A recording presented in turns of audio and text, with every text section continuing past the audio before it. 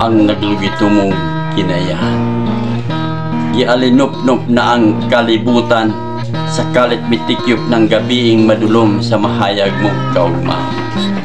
Kaya nagtuuman ako ng ikaw na ipadpad na sa mapintas niya unos sa naglugito mong kinayahan.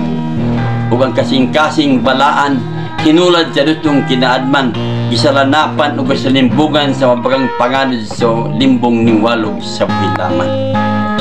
Apan pagkalaot mo yun, pagkalaot mo yun pinangga, kung ngadto ka ipadpad sa dapit nga mangiob, kay dili ka naman unya abton sa panaw sa akong mga mata.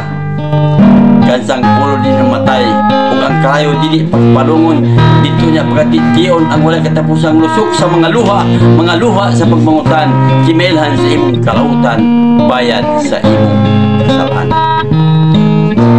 Sikat akong mga luha sa pangandoy, ikaw adunay kausaban, uda kang Kristo adunay kasiguruhan sa kaluwasan.